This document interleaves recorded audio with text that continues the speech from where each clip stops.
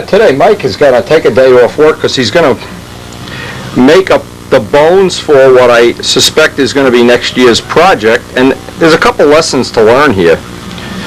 Number one, let's pretend this is a normal Strega wing. Now Mike flies Strega a lot. Of course, we're hoping the kit's going to be out soon, but because the kit's not out, we're going to have to make our own ribs. Well, we have the original templates that Joe Adamusco made up, the steel ones, so we're going to go through making a set of ribs. Now here's what Mike is planning to do, and I think it's a great idea. What he wants to make, in essence, is a super Strega. Super Strega being, there's going to be one extra rib on the end of each wing. So instead of 14 ribs, we're going to have 15. We're going to make one extra rib in the pile. So what will happen is we'll have a little bit of extra wing area on each thing, assuming we're going to make the same tips. This tips like this Strega rakes back. Now the reason this is a significant thing, we're also going to make the flaps a little bit bigger.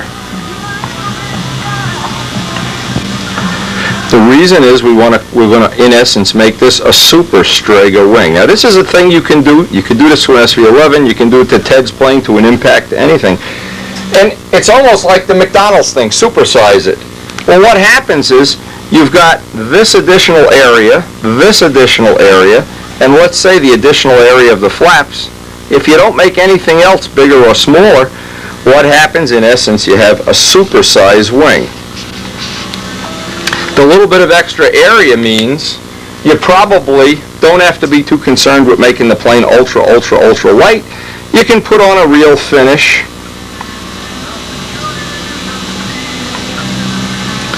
And if the plane typically comes out, in the mid-60s or low 70s, no problem. Where some designs, when they get over 60, they get very tentative.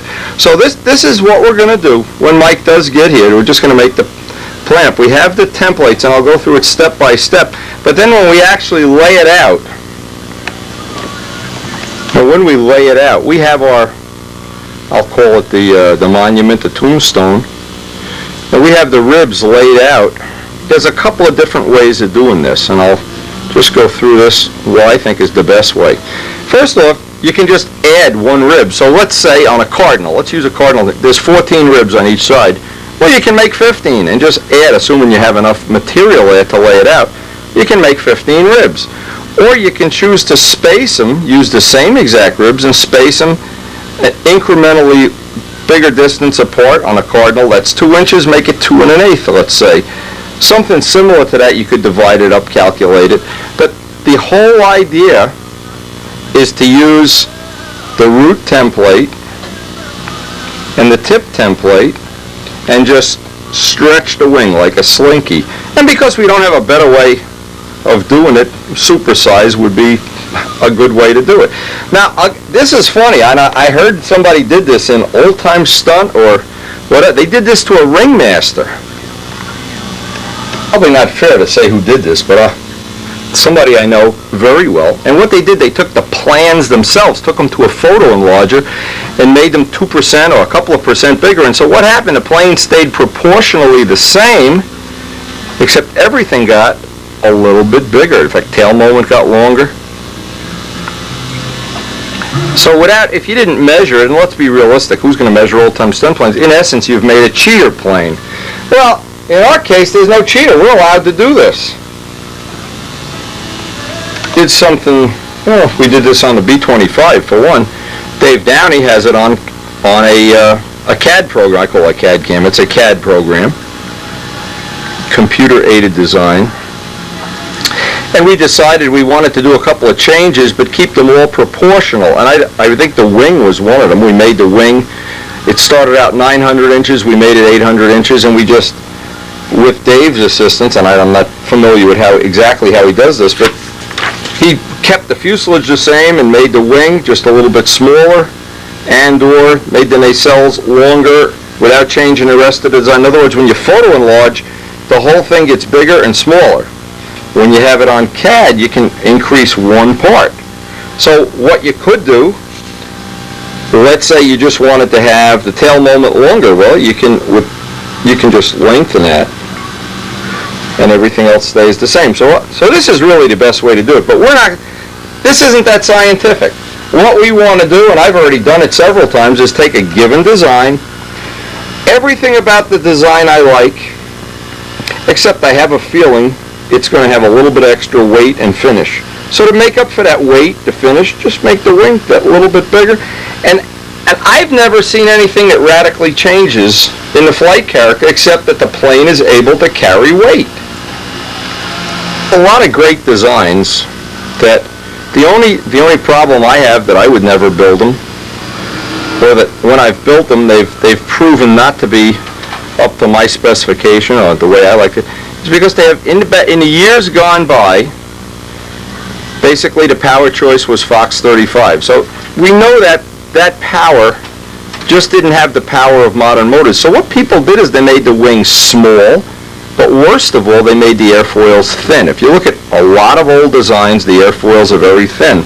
So another choice you have, if there's a design that's old and you're not concerned with old-time stuff, let's say, for instance, you like design X, but gee whiz, you're going to put a modern motor in it, and you're not going to enter it in VSC or something. Well, you can change the airfoil, just thicken the airfoil up to a modern section, of which there are many, many good choices. Now what that buys you is by having a thicker airfoil, and an example is, if you take an Impact, a Cardinal, a Pattern Master, an SV11, those airfoils are very similar. They only have one thing in common, they're all thick. Billy Werwidge is yet the only one that I know of that uses the thinner airfoil. Now he's able to, because he's an incredibly talented person, get away with having that real thin airfoil section. Thin airfoil section buys you a lot of level flight stability, so the plane is very easy to fly. But the bad side is if you're not Billy Werwidge. In fact, other people that build Billy's plane, they never come out as light as Billy. So, if there's not a reason for nostalgia reasons, you can always just thicken that airfoil up just ever so much. And the thicker it is, in my estimation, then it'll carry some weight. So we have the two things. We're going to make the wing a little bit bigger this way, and we're going to use the airfoil, the same airfoil that we use on Strega, but if we were using a thin section from an older design and we wanted to modernize it, just thicken it up ever so slightly, even a little bit. See, because you're because you're on the surface, it's like when you drill a hole and you make a hole bigger, it gets bigger by, a lot of people don't realize this, if you have a 1/4 inch hole and you make it a 1/2 inch hole, it's 3 or 4 times bigger in swept area. Well, it's the same thing with an airfoil. If you have an airfoil and you make it even 1/8 of an inch bigger in every dimension, you've probably doubled the effective amount of lift it'll make. Anyway, all too scientific for most of us, including me, but I know it works, and I know this plane Mike's going to build, and we'll probably be putting some of this on the videos in the future. Mike has got Miss Jamie in his Air Force. He's got the Red Cardinal with the Sato 72. So we're looking for something just a little bit different. What he's going to try to do is get one of the new low-time jets. I'll call them super jets, that Dub has been developing, and they are looking really, really nice and healthy, and make a plane dedicated for that motor. So that's going to be an interesting project, and because the Strega kit may be out soon, well, we're hoping it is. We may even be building one of those on video. We're just going to have to see. Well, Mike should be here in a half an hour. He's out getting coffee, and then we're going to start on this project.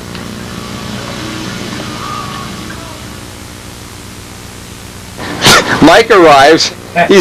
He's had 72 cups of coffee. He's ready to go, huh? Gonna make some ribs. Okay, now these were made by Joe Adamusco. These are the Strega Master. They're steel, galvanized steel. They have a precision line where the holes are. But what we're going to do now, we're going to make 15 ribs per wing. Each rib, now remember in the old days, guys used to, like Vico kits, they used to put the ribs on, and that saves wood. But when you're doing a full competition plane, forget about saving wood. This is all sea-grain wood. Mike's going to make a set using the biggest template and make 15, make 30 blanks. You want blanks. So the first thing you do is you take one of these Joe Adamusco Precision, and I mean these are nice. I want all the ribs to have a center line that's going to go right down the wood. I don't want any of these to be crooked or up and down or whatever. So line up the bottom. Move that to me a little bit. And just leave about 1/8 of an inch in every dimension. Okay, so step one is put the 2 holes in. You've got the piece of tubing nice and sharp. We're on a cutting pad you can buy, by the way, from John Brodak sells them. It's an XL cutting pad. I'm just holding this for Mike. Now that's the most important thing, is to get the holes in good alignment. Now trim out the rib. Don't worry about the little sticker that's on there. You can take that, give yourself a good 1/4 of an inch and about 1/8 of an inch in the back. Okay, now all you have to do, Mike, make 30 of them. Now you can take the next, you need to pull that tag off later. Okay.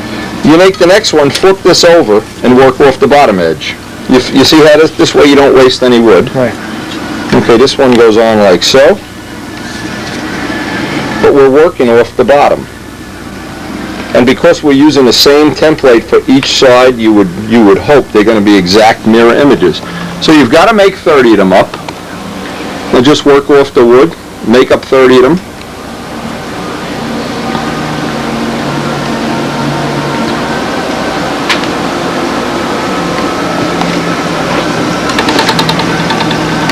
That's real important. In my case, I put aside all the sea grain wood. You can use up pieces that aren't really perfectly straight because we're going to only be using smaller amounts of them.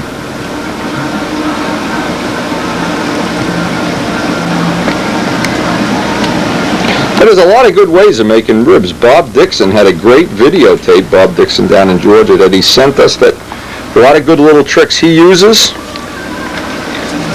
But this is one of the ways. There's a lot of ways to do this. This is one way that's relatively easy. Now, when you get to this point, see, you might be able to get a 4th rib out of there. Flip it the other way so that the thin part comes here. So you can go backwards. It doesn't matter.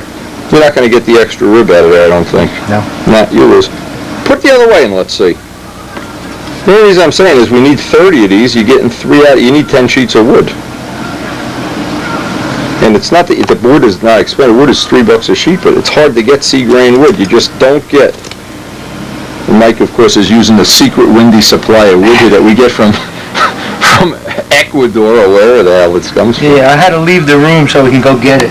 We hide it up in the rafters so nobody, only Chicky knows where it is. Chicky doesn't even know where it is. Okay, that's the deal. Now all you have to do, Mike, make 30 of those up, and then we'll move on to the next step.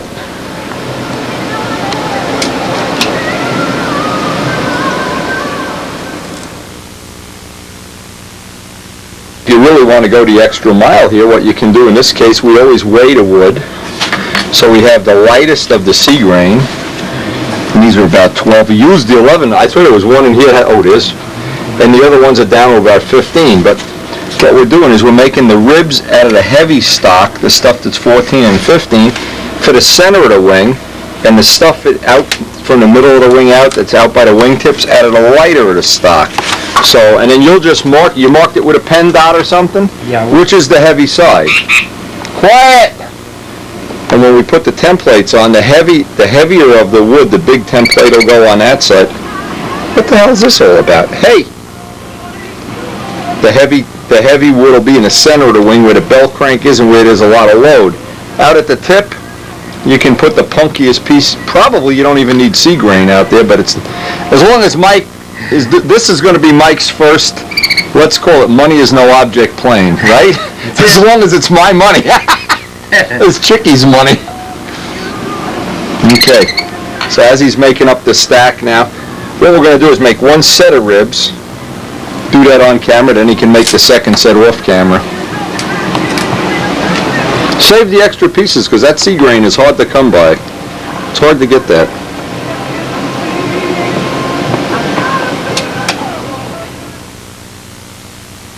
Mike's laughing. I was talking.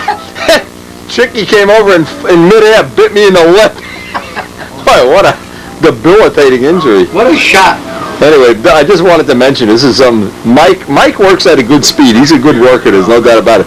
But anytime I see he's falling behind what I feel is my ultimate standard, we just put on the CD for Fiddler on the Roof and he goes into hyper gear.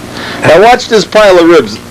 Took him an hour to cut 20 ribs. Now I'll do the next 60 in about 5 minutes. It isn't easy. No, it's not easy. Da da da da. Quiet. Even Chicky likes Fiddler on Her. Anybody thinks this is fun. Actually, this is a true story. Bobby Hunt and I, we went out to the Nats in 1980, and the only tape we had, it wasn't even a tape, it was one of those big cassette things. We had Fiddler on a Roof. I get so sick of hearing Bobby trying to sing. Oh, you think I'm bad. Tradition. Now watch those ribs. Watch. I wish I could speed this action up. Tradition. Watch that pile grow. Tradition. As I lie. Hey, look who's on TV there. Bada bing. Oh, Miss Jamie was on there. Really? Not even halfway through the CD, and he's already got the ribs done. That's pretty good, Mike. Okay, so you got 30. Now, you know which are the heavy ones and which are the light ones, right? Let's make a pile so we got the heavy ones by the side where the big template is, and the light ones on the side where the small template is. The templates with the bolts in them now. Start putting the heavy parts, actually the heaviest ones, down toward the center. And put the lighter ones by the small template.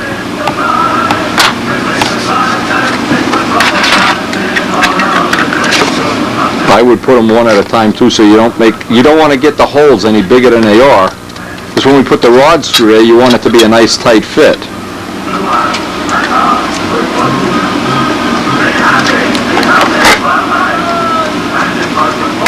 See, by using this kind of a template too, you make sure one side of the wing and the other side is exactly the same. But when you try to make a template with both sides, yeah, sometimes it's off by a pencil line. And for a guy as cute as you, we don't want to have it off even by a pencil line. Now, when you get to the small side, then use some up out of the light side of that wood.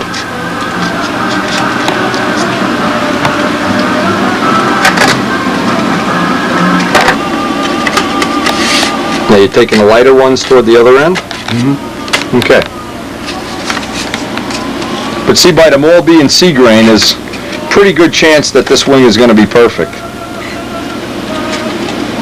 It's when you get A grain wood and then the humidity, you take it out in the sun and the humidity's changed, and then the ribs are on different parts of the wood. Oh man, you have like almost no chance it's going to be straight. And put them on one at a time, because the tighter you can keep that fit around the rods, the better it'll be.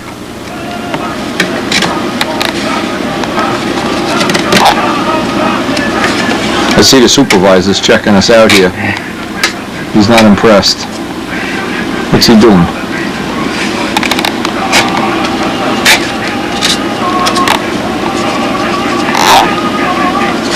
And just make hand tight on the nuts.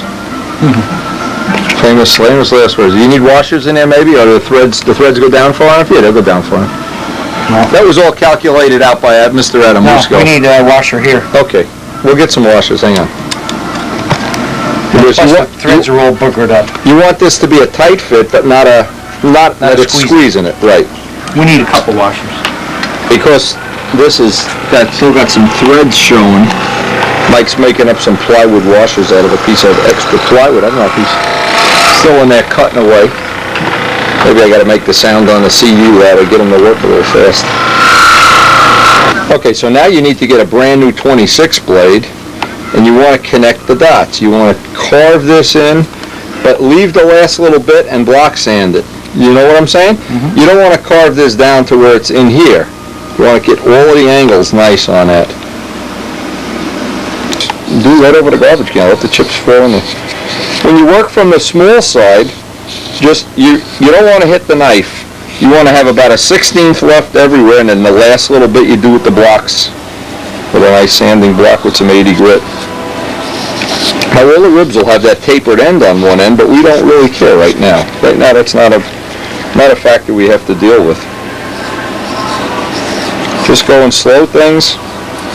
If the knife blade is always over both pieces of steel, you can't make a problem. It's when you start carving and the tip of the knife is in the middle, and then you've got a bow in the ribs. I mean, Joe did such a good job on these, and steel is always the best. You know, every set of ribs is going to be exactly the same. This will be an exact match. If you make an identical wing, you won't be having the two different size wings. We come up with a name for this plane already. Super Strega. SS. Superman. Hey, when you get down close, then we'll do the rest. We'll sand it outside. The wind is howling out there, so we'll just sand it out. Okay. We're out here with a big storm coming our way. Another one. We just had a storm last night. Mike can get the...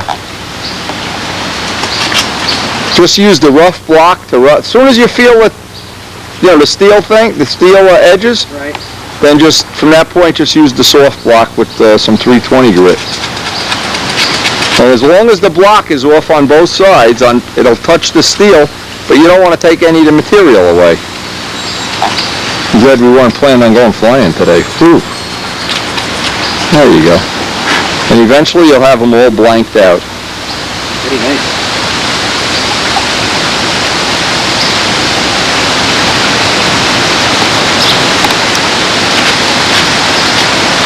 Boy, I know where this wind is coming from. What a storm today. Did you see that rain last night? Oh, I don't. I took the phone off, Doc. I didn't want my tenants calling me and telling me they have water in the cellar. Yeah, you gave them my number. That's why you make the big money. When you work that front angle, just work it real slow.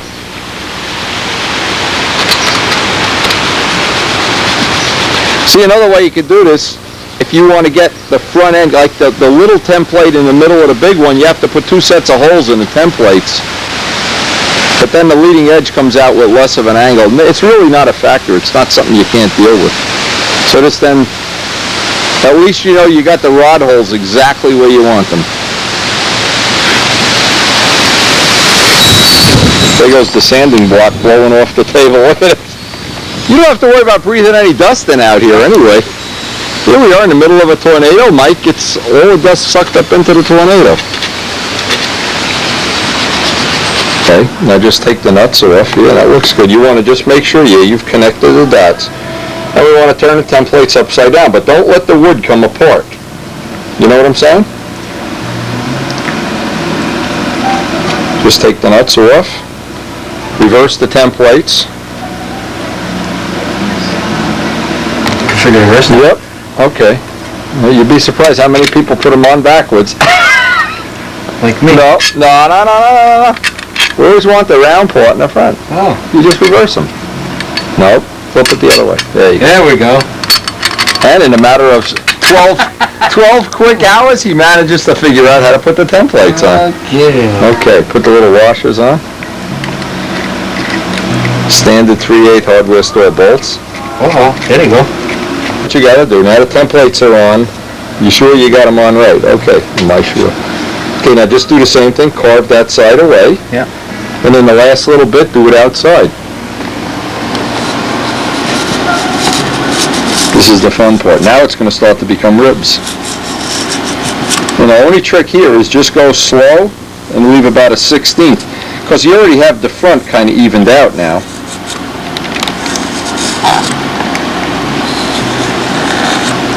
Just take nice little ice shavings and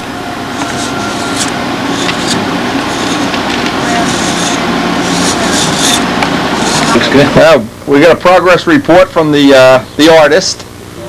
Oh, I like it. I like it. Yeah. One of the names they call it. Usually preceded by a few words. Choice Italian work. That looks great. Colorful metaphors. Put it over by the plane. Let's see how it looks by the We plane. did that before. Yeah, I want to, let me get the angle and everything.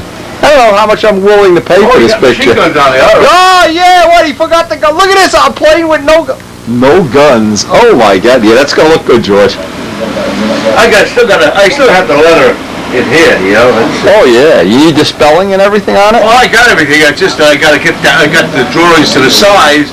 Then I got to practice the lettering. Now, do you have the photos that you're working off? Yeah. I got a couple more photos here I'll give you. How you doing with those ribs there, killer? Oh, he's got the first set. See now, he's working on the second set already, but the first set he identified with a line, so if he drops, not that you would drop him. Oh no. Forget about it. Okay, you're working up the second set now, you know the deal. When both sets are done, we're allowed to have lunch. How's that for an incentive plan? Oh, you got lunch there. We're gonna have lunch. We'll have lunch and he's gonna work on ribs. All right, get to work there, baby. Let's have lunch. I want to say times are tough here at Pro Stun Products, but what are we eating for lunch? A salami sandwich, turkey sandwich, a buttered roll. Hey, Mike, Yes. I'm not going to be able to give you that raise in pay, I promised you. I'm not going to be able to pay you back the money I owe And you. that picture you're painting, George, you're going to have to discount the picture. You're gonna double my pay for Times are tough here in Pro Stun Products. Chicky, you're going to have to starve. I don't think Chicky's going to like that. Now, Mike has all the ribs cut out, and of course they're in blank form. We need to put the notches on. So what we're going to do here is we're measuring the sheeting that we're going to use at the root is going to be 4 inches. So we're measuring it out to make sure. We'll let it go a little bit more. Just a tad more. Okay, but it has to go past the high point. If you end the sheeting here, the top part of this, it makes it like an I-beam wing and you lose a lot of rigidity. Move it back another 1/16 of an inch right there. Okay, now just put a dot right there. Here, let me do it. Somehow I don't trust you, boy. Somehow I don't have another hand. Right there is where the sheeting's going to end. Okay, now you can take everything away. We're making a jig so that we can put the notches in. Okay, now you want to take the 90-degree triangle and 90-degree this line. Use this just to estimate where the 4-inch sheeting is going to go. And we'll cut the root one out. It's going to be 4 inches at the root, 3 at the tip. So we'll make the 2 end ribs and then we'll connect the dots. Now what I'd say is leave the line on because you want a nice, relatively nice press fit. Okay. Now press that little piece in just to make sure that it's a nice tight fit. Because if these fits get sloppy, you know what happens. You should be able to let go of the rib now. Nice tight fit. There you go. Okay, now we got to do the same thing, but this dimension here on the tip is going to be 3 inches, where this one is 4. So just lay it on the center line, and we'll put a new 90-degree center. Because otherwise, here's what happens: if you don't have, put that up on the jigs. See, if you don't have this 90-degree line, these can be off, and then you build it where the wing isn't totally true. Now that'll be the one for the tip. Now the same thing, lay out. And that helps you get them that they're 90 degree. Get the center line going right through the rib, right through the holes. Mark up the little notches. Then what we'll have is we'll have one on each end, and we can just take the Zona saw and cut right through and do the whole pile at once. And then, because they'll all be kind of in a fan location, because we want to taper the leading edge. The easiest thing is just put a pen line on there and just leave the pen line on.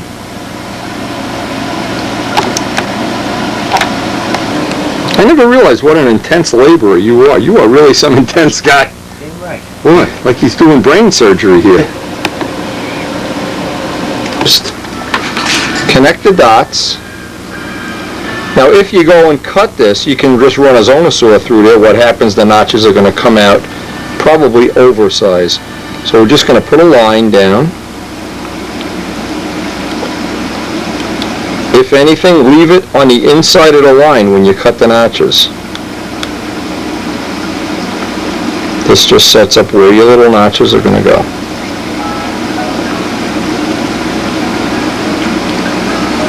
Okay, if you want to run that Zona saw just to give you a little edge, you really only need one. Just score it. The slightest little bit is all you need.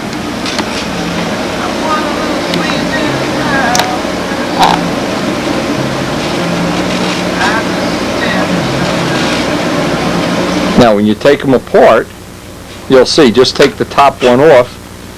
Now you can just run that little twig there. Now what happens if you try to sand this all in place, the notch gets too big and then it gets sloppy. So make the notches all on the small side to start with.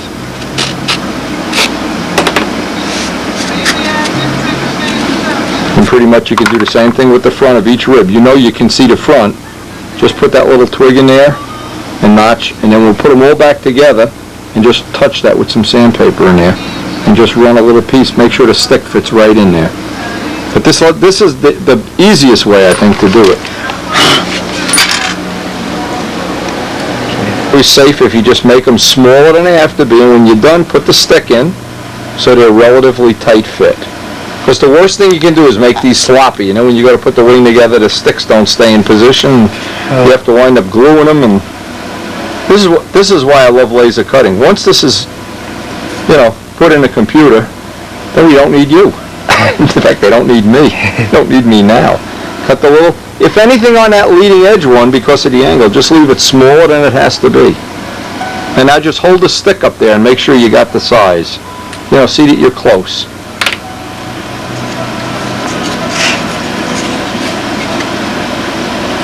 See, if it's a little small, the press makes it big enough. When it's big, it's ruined. And it's 90 degrees? Right. Oh, you're okay. Okay. Huh? Okay, now you just got to do the other 13 or 12 or whatever. Now, you may as well number them while you got them apart right now. Yeah, you got something I can number them with? Pencil.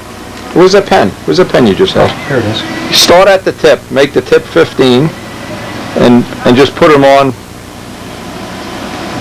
It'll just be easier when we stick the wing together. Now, we're not going to cut any of the lightning holes until you actually build a wing. It keeps it a lot more stable. It's a little more work to get in there with the blade, but you don't see inside the wing anyway. Okay. Now, as soon as you're done with putting those notches in, we could, tomorrow. Putting it together. Yeah, tomorrow or next time you're here, we're going to frame up the wing. And believe me, better not take more than an hour or so. Oh, no. I'm not into that. Let's see how long it can take to build a wing. We're professionals. Real The pros. professionals of the rib industry. Real pros. All right, finish up the notches. Chickie's impressed. Any high ones or low ones, it should look like a little set of steps. The reason for not making them, like you could make a sanding block and go in there, but then if that gets too big, it's just difficult. Yeah, I think It'll look like a bunch of little steps when you're done. Yeah, you got it. there you go. There's one right here that's just a high one, but that's not, you're talking about a couple thousandths there, it's not a lot. That ain't gonna hurt. All right, and all you gotta do, take that apart. That's a set of ribs now, you're all set. And then just replicate the whole thing on the second set of ribs. You got it, baby. Now how long? How many hours? I don't know what time I start. 10, 11, maybe 11 o'clock, wasn't it? 11. All right, so now you appreciate a set of laser cut ribs. You pay $50, you save a lot of hours. Yeah, that looks good. Okay, now you just make me 2 sets and we're even. Tomorrow. All right, yeah, tomorrow. I think tomorrow's the day. Okay. Well, Mike's ribs look like he's well on the way to having his Super Strega supersized. Then we went to McDonald's and had a supersized Mickey D sandwich and supersized fries. Everything in the world now is supersized. It looks like we got a nice day for some preparation for the Nats here. Got Miss Ashley out. We're going to try some different props. Try moving a CG back and forth a little bit. Try to find that sweet spot a little bit better. How many flights you got in this, Mike? 2? This is number 3?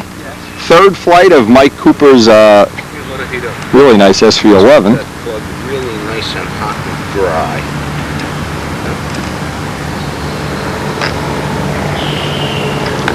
You got some real good air for checking the wing being level. I think that was one of the things you wanted us to look at. Yeah. And today will be, for the second time in a row, we're going to try to get the first flight in this. The last time we did, we had a couple little Mickey Mouse problems with the carburetor being loose. And by the time we had it all sorted out and figured out, what happened is the wind was up to where it was unflyable. And it's just perfect now for a first flight. So as soon as Mike Cooper gets his flight, we're going to try to get, this is Tom Hampshire's Sato 72 Cardinal, and that will be the first flight on that today. Let's hope. Oh, he's got that running. Yeah. You need anything, Tom, or you got it? They had some little problem here. I don't remember what they were working on before. It's a PA 51 with a muffler, kind of a unique setup. PA 61 and Rich's Stuka. So we got really basically one of everything here.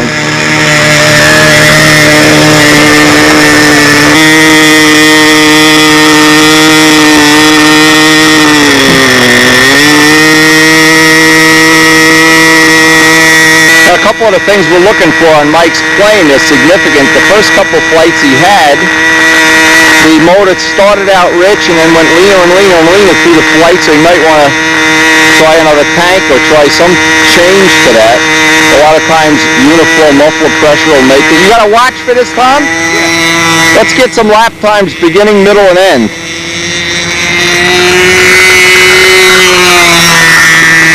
He wanted to know if the wing was level too. I don't think he's got that done yet.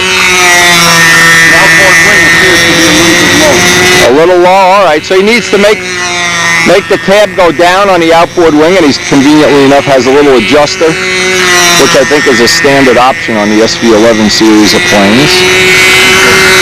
They run the flaps almost out to the tip and then leave the last little bit as a trim tab, which is a nice little convenient way of doing it.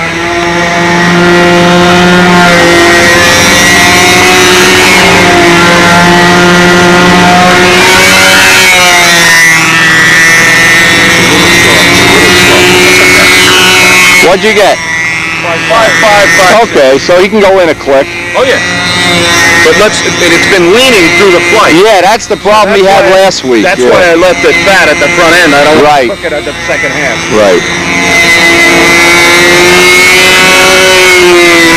Well, Tom, are you ready for the first flight? I just love first flights. It's so much fun. Knowing the myriad of loose bolts and we're gonna let it all hang out. Yeah. The flight is gonna happen the first day after I get hold of that damn video camera and throw in a swap. We're all waiting. Da da da da da da da da. All right, so Cooper's got to put the tab down on the outboard wing, and let's just see when we bought a recording. Well, if it's going to go lean later in the flight. Or whatever, 12.5, but a Zinger just it's okay. Tom is showing you how he made. This wire goes up and goes to the belt crank. Simple enough. Okay. There's a sheet metal screw on into a each side. plywood platform with a washer, a 30-second thick sliver of fuel tubing, the wire collar, 2 sides, another piece of fuel tubing, another washer. So you just set the tension by twisting the sheet metal screw in and out, and you have a handy-dandy throttle adjust now that Tom weighs nothing. Been starting it with the motor just off idle, and it's been starting. You just touch the, and you know the other thing is you don't beat the hell out of the spinner either. Yeah. You want to use an aluminum spinner. Yeah, exactly. So that's a handy little gizmo to have. And they seem every time. I mean, this is the first day with this thing unflown. First time I've ever tried to run a 4-stroke. I don't know from apple butter. Well, but the guys that try to start them at full throttle are struggling and straining. Oh, yeah. Like our man Brian Minot. Brian, oh, man. What do you call a man who hand starts a Sato 72? Lefty. Lefty. Well. But if you start him at idle, you kiss him with a starter and right off. Yeah, it's nice. And then you just spool up. Well, that's what I did with the 91 most of the time, too. Did you start that the same rig? That's what I derived just messing with it. All right.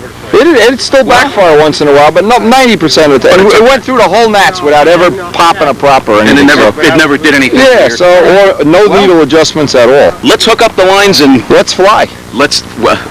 Let's see if he's going to be smiling 10 minutes from now. Garbage bag? Or if it's going to be off to Dunkin' Donuts to pay retribution to Caesar. Now Rich has finally got his grass gear sorted out. He's got all his paint retrim all clear, buffed out. And we anxiously await first flight of Tom's 72 Cardinal. This will be the last flight before Tom. We're not going to report anything. We'll save the battery for Tom's flight. Mike Cooper needs a little tweak on a tab, which luckily he has a tab and an adjustable linkage out there, so he's in pretty good shape. Rich is having a great time with this. Everybody loves the Stuka. He's the new mascot of the club.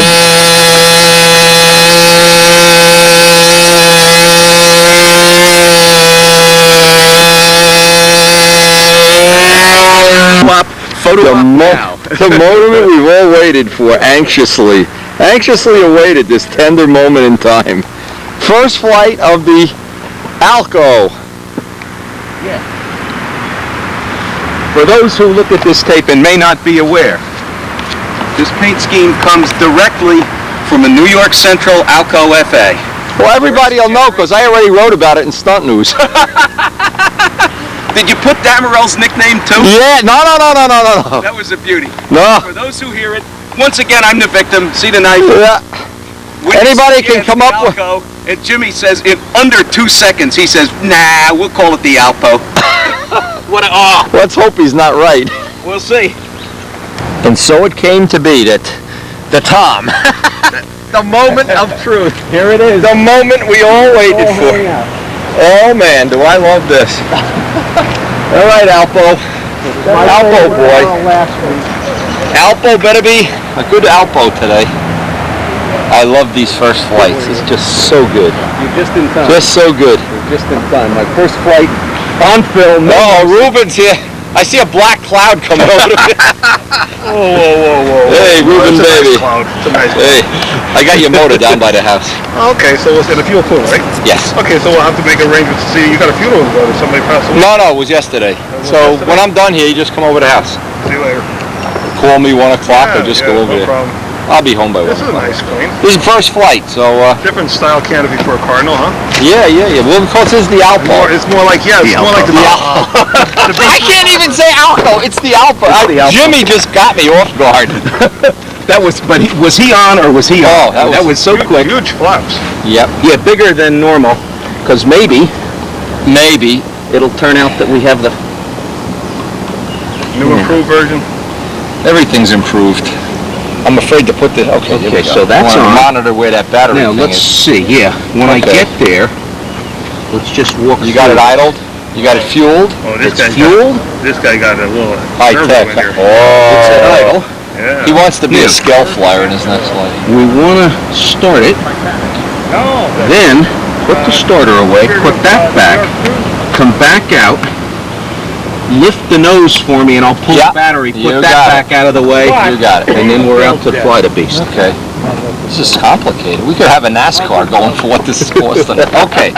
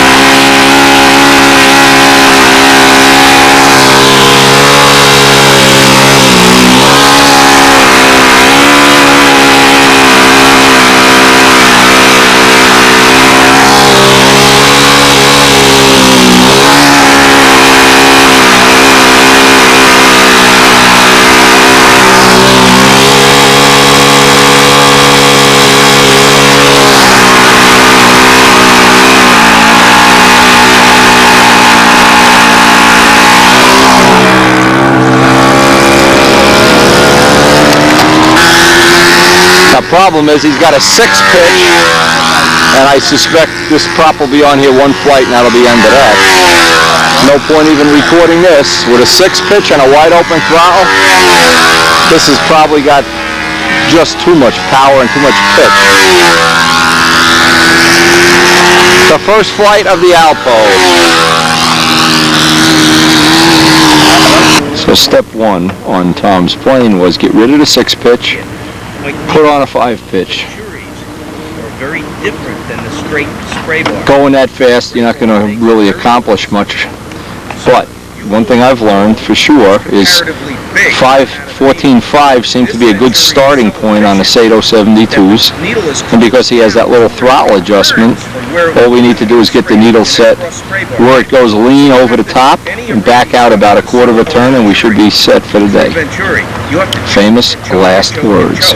Just because the needle is closed. Mike's having some teething problems. He had a wood prop on this, on a PA 51, a Zinger 12.4, and that didn't work. The 12.5 didn't work. We got one of my carbon props on there now. We just need to get it re-needled. It's just actually turned out to be a good day for doing this first day jitters, and I'll get to do some of the stuff on this. Actually, I already have the other prop on, the Stalker prop. Get a couple flights on that, and then I can start fooling some of the little things I wanted to try on this. Try to get it in a finer state of tune. Alpo, I love that name. Poor Tom. That's gonna stick like glue, I guarantee it.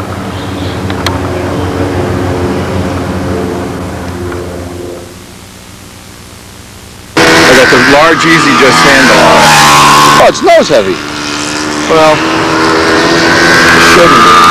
Put a carbon fiber backplate on a spinner. That'll get rid of some nose weight. Is that true time? Yeah. I got backplate. Stop by the house and get a backplate. That's all. I got my elbow somewhere. That'll get rid of it. Carbon fiber tank, get rid of another ounce.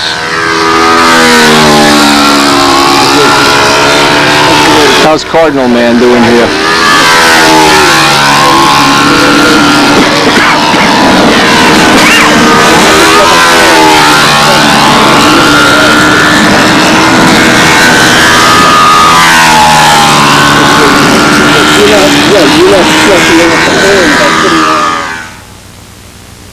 Zarachek is here with his several-year-old, I'm not sure what year it is. It's a Zephyr profile and biplane.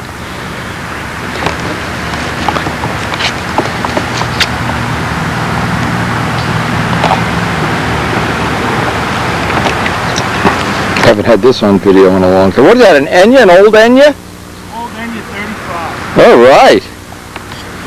Strap-on muffler. I would not trade that motor. When that motor is running good, it runs beautiful. I had it here back in the end of the 80s sometime. I had a fuel filter on it, and I couldn't get that motor to run right for shit. So I took the fuel filter off, started for me at home on the first trip. Ray just did something on a flight that I did not have the videotape on. He took a flight, the thing cut inverted, landed on the top wing, and flipped over onto the gear. And if you didn't see it flip, and Ray, I have to tell you, not many things impress me anymore. At my age, I've seen it all. And why is it you missed the airplane and then you missed Ray's curtsy after? Yeah. I mean, that would... I'll do a backflip. Well, if it happens again, it's going to be on video. I can't really do a backflip, but I'll go like this, and you hit the camera, and I'll get up. Oh, man. Gangsta White Walls. You can buy these right out of the Brodak catalog. Why are they gangster? K-band. Gangster. And you know, There's something I didn't realize was that after the chrome peels off, they're orange underneath.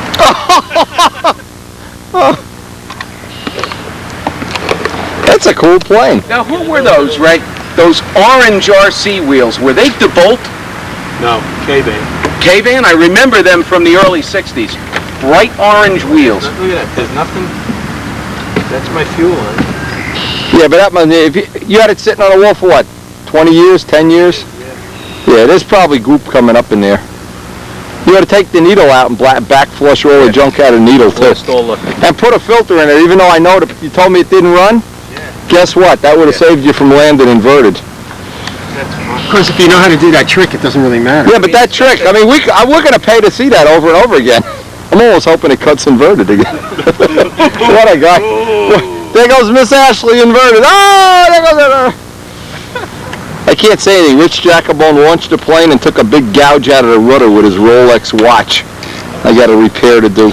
Can't believe this guy. Fell down inside. There's nothing in the way there. Let me get you. Whoa! Why sacrifice it? Still one of the best motor runs on the planet. Mike Kajeski's Miss Jamie. repaired twice from total oblivion. Still flying well after all these years.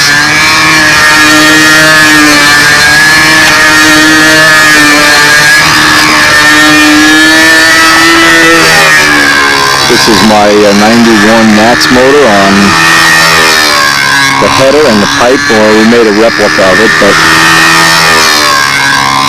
the header was made by Craig Gunder back in the late 80s or in the early 90s.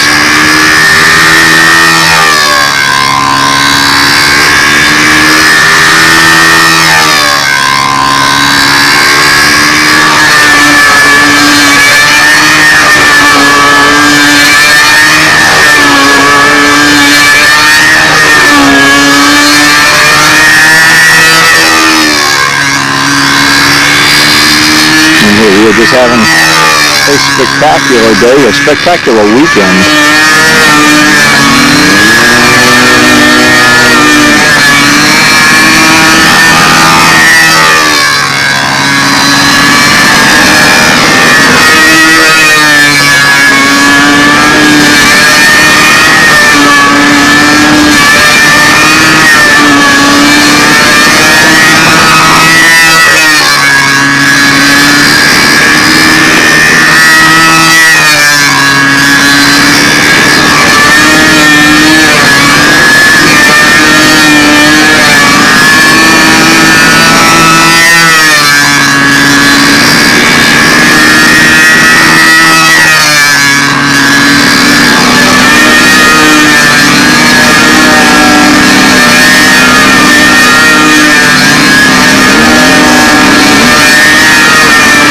Funny, you know, you have these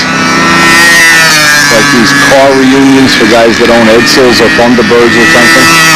Looks like we're having a Cardinal reunion here. All the old Cardinals are out today.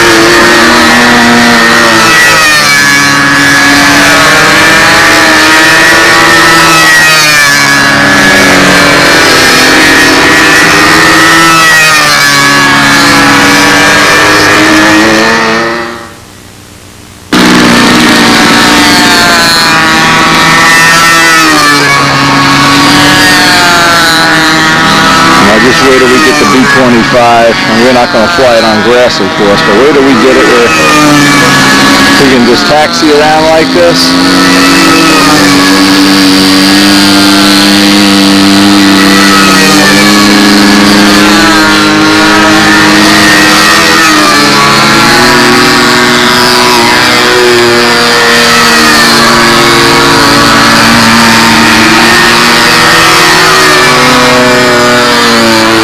They always give Frankie a hard time that he should loop this.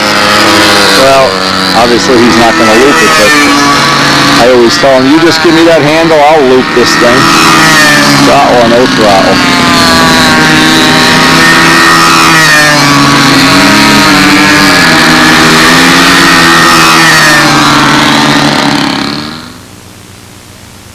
Another profile Brodak Cardinal in the back, Robert Sabatino, so we got Cardinals on 2 of the 3 circles here. As Mike comes in for a landing. Oh, nice landing, Mike. Nice landing. All right, he just mowed the grass yesterday, too. Looks like he had one engine out on the Mosquito here. Mel is one of the people that's ordered a Z-Tron, although he's got the outboard wing up a little bit too. Good idea to put a tab on that, or on a scale job, bend the aileron down. Oh, I can't wait to get the B-25 in the air. A day like today. Oh!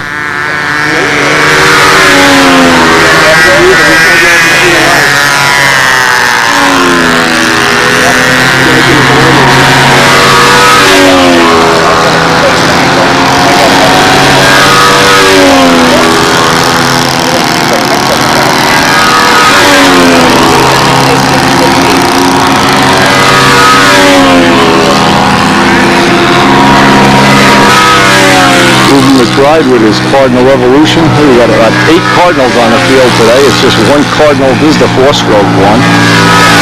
He's at the end of the flight already. Stevie McBride's Cardinal Revolution.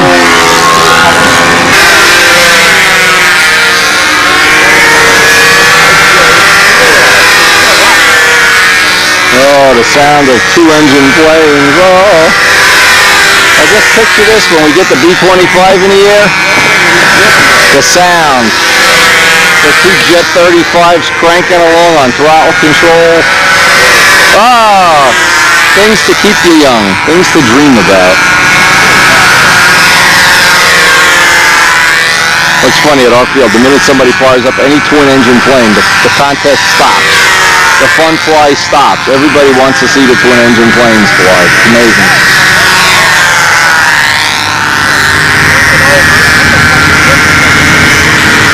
Yeah, he's got him idling down now.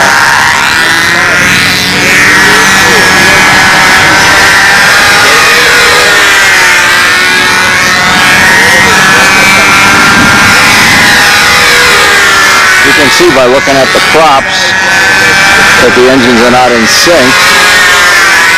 Not that that's a real factor, but just something to... You'll be able to see the B-25 if it's synced or not, because those engines run around 10,000.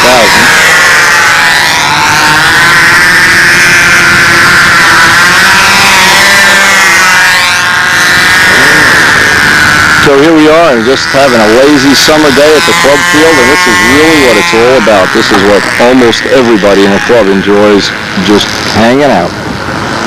Twins, Piper Cubs, stunt ships. We got a couple more Cubs over there. They got a speed job over there. You know, we had just a fabulous day at the field. Tom Hampshire's plane is just absolutely going to be a killer. The only guy that still needs a little bit of work on his plane is Mike Cooper and his SV11. They still need to get the tank issue resolved, or motor issue, whatever's happening there. You know, we have a baby bird here. Okay, he just flew away, Car. And what we've been doing, as we're eating here, we're having a little snack.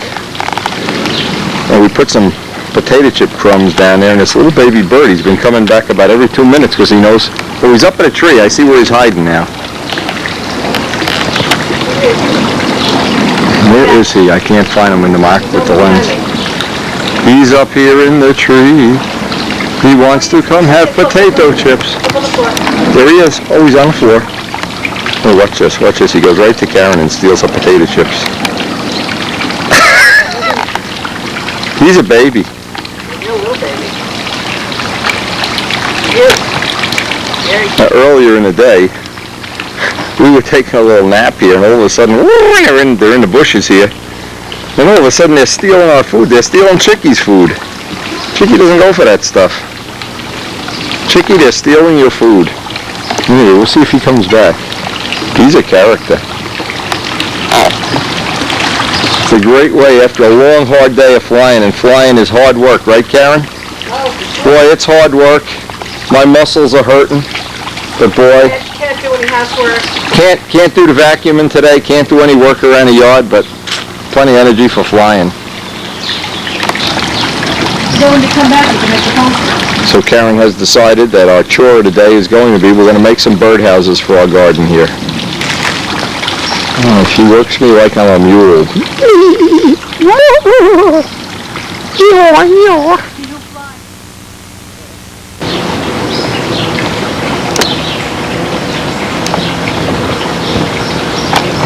Let's see what the wife has planned this evening. Oh, it's a secret. What are we doing tonight? We're painting birdhouses. Oh my God. She's in birdhouse painting mode.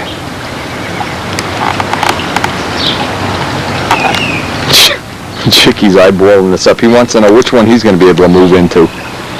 Actually, we're going to finish these up for the garden, at which point in time they're going to go in our Wendy and Karen special garden back here on the patio. Come back when they're all done. Come back. Come back next week when we put them in the garden. Oh, it's almost dark here, and the wife is still out here painting away in Birdhouseville. Please.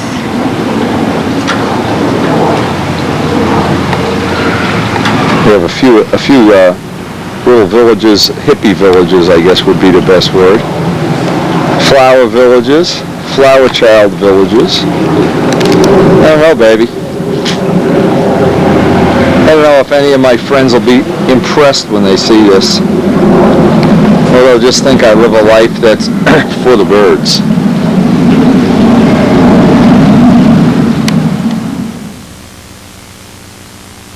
Last night we stayed up. Karen was out working in the garden, of course. I stayed up. I made a couple of spare tanks.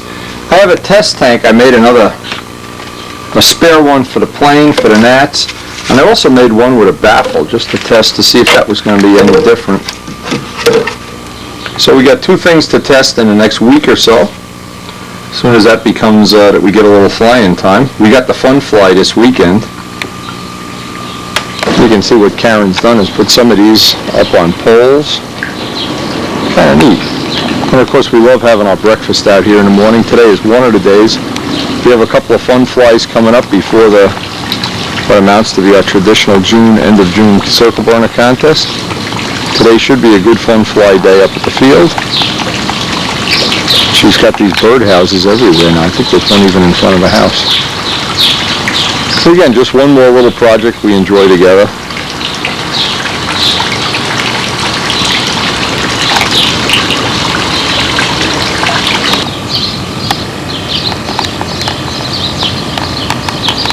So kind of neat having these things all around the property.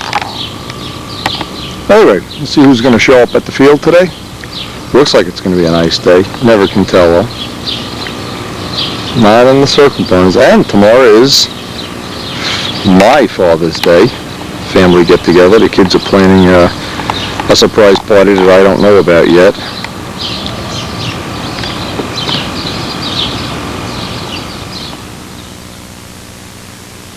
Actually, it's a combination party for Craig's girlfriend, Michelle, and some of her friends.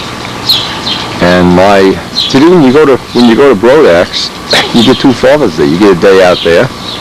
And then you come home and they say, oh, well, you missed your Father's Day. We have to get you, like a little party for Father's Day while you're here. So I think John has the right idea having that thing on Father's Day. Anyway, I'm having my breakfast out here this morning, and you can see early in the morning, the coffee's heating up. I got a nice bagel toasting, and then we'll head up to the field. Well, all the work we put in this backyard, believe me, you could build another B-25. But when you sit out here in the morning, you hear the birds chirping and see them running around, I don't know. This just makes it kind of a little special part of the life Karen and I share.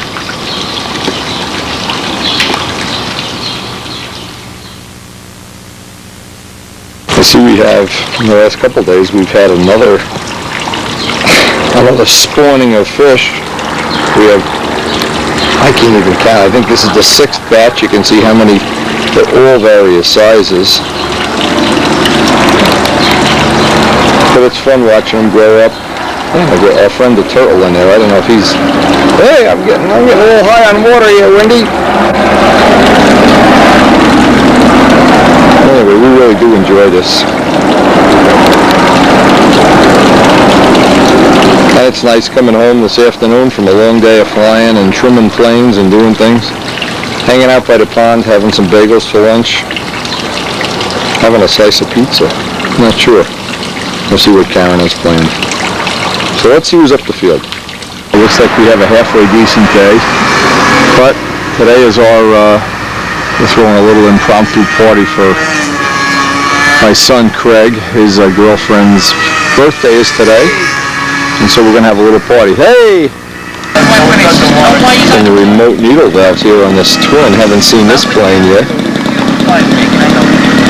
Looks like we're going to have a pretty nice fun flight day here, but again, I only have part of the day. Family obligations, of course, always come first.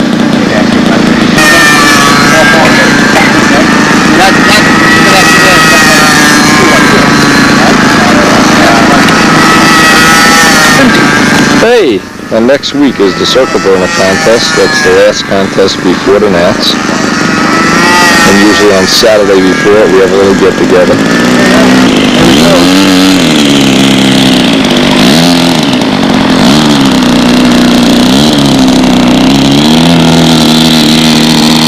That toolbox safe there, Augie, while he's flying? Or that toolbox, he's out of that range? I don't know how long his lines are. Yeah, that's 60 feet. When Frankie's flying the Cub. No, he's in range.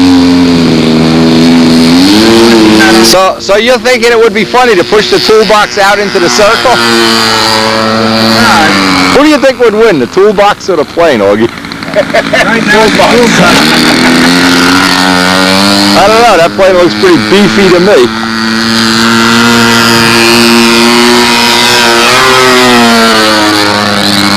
Using the Nositron system here. I'm not sure he shouldn't be buying a Zetron here. Push it out there, Augie. See if he's got a sense of humor. Let's see what reflexes he has. They only do that in flying carriers. They leave the toolbox on a deck. Leave the toolbox on a deck. Ah, jeez. That's so bad. It's a Piper Cub kind of day here. Yeah, I guess he would clear it. I guess we'll find out the hard way. Let's see who's in the back circle here. Well,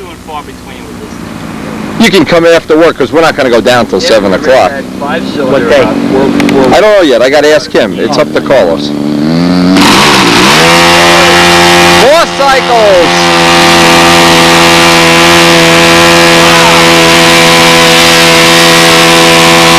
Another Cardinal kit designed to look like the Red Baron here or something.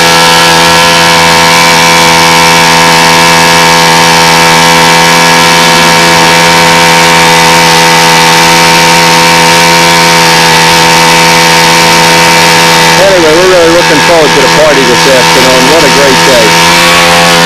Like a great flying day. I saw all that coffee over there, Larry. I thought you were going in business selling coffee. Oh, in the pot over there? Yeah, that's pretty cool. Why don't we get our own solar-powered coffee maker out here?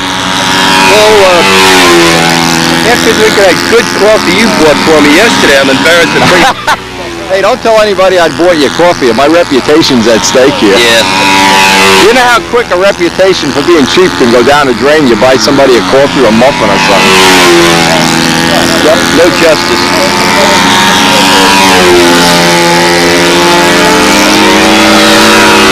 Hey, one thing about these painkillers, nothing hurts. Nothing hurts. Not only does your toe not hurt, but nothing hurts. I feel like I'm 10 years old again. No pain in your joint. Yeah, 5 a day you gotta take. Holy. You gotta keep this in your system. I may have to just hurt my toe as soon as this gets healed up, just so I can have more painkillers. That toe is infected along the side? Yeah. Yeah. But it was good you went to the doctor. The medicine, Larry, by the next morning it was down. In one day, he said it'll go down in one day. And he was absolutely right on the money. You know, he's a foot specialist. I mean, he knows what this is. Yeah, you think you're the only dope that would drop an icebox on your foot? No, it was a dryer, not an ice. That stupid dryer that caught fire. Oh. And you know, the wet feet for 5 days doesn't do it a whole lot of good. No, I'm not raised. No, I didn't have dry feet. I think I was sleeping with wet feet. I wonder if it would have helped if you put like some grease, one of those Magic Neosporins or nitrogen. Oh, I don't know. You never did that. No. See, if Betty Adamison was there, she'd have taken care of that. Well, if I had any brains, I would just have brought 2 pair of shoes, you know. Well, it wasn't supposed to. I don't expect I'd wear out a pair of shoes. You know, you bring extra glow ports, but you don't bring shoes. I'm like you with the clothes, you know, never change the pants and the shirt stuff. By the way, these are brand new pants. Oh, no, let me see the X on the back. We put an X on them one time. I'm going to wear them 3 weeks straight, throw them away. Save all that money on soap, boy. I learned a long time ago, that money you spend on soap is not a good investment. You get dirty right away as soon as you get out of the shower. And you lose the smell of castor oil. Yeah. Yeah. My wife doesn't find me as attractive when I smell all fresh and clean. You gotta go for that high nitro smell. Castor oil. Hey, he's got this running pretty nice. My mother fed me castor oil. I've had castor oil. Yeah, I've had castor oil. I used to eat that stuff. That won't hurt you. I should have hid every spoonful of it using fuel 20 years later. Yeah. Oh yeah, I took it. You'd be running 90% castor.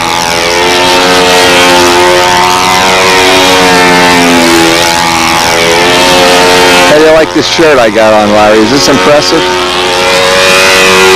Anybody who hasn't seen this shirt, this is my Paul Walker shirt. That's Paul Walker's new plane. I figure as long as I'm not going to fly, I'll wear it. I don't want to get it dirty. Yeah, it's a nice white. I don't like white shirts because they get dirty. No! You can only wear them 2 or 3 days.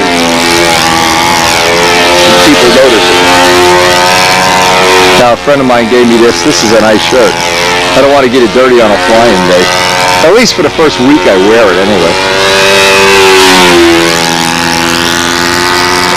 Yeah, my son, his girlfriend's birthday is today. We got a party, a surprise party. I wonder if she's going to be surprised.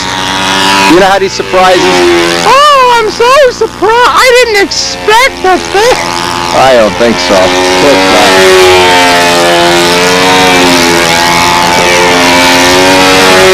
But talk about being cheap, you know. This is how our family saved money over the years. We'd always wait until 2 people had a birthday, then had one party for 2 people. This way you save money on cake, you know, on soda and beer and everything. Good idea.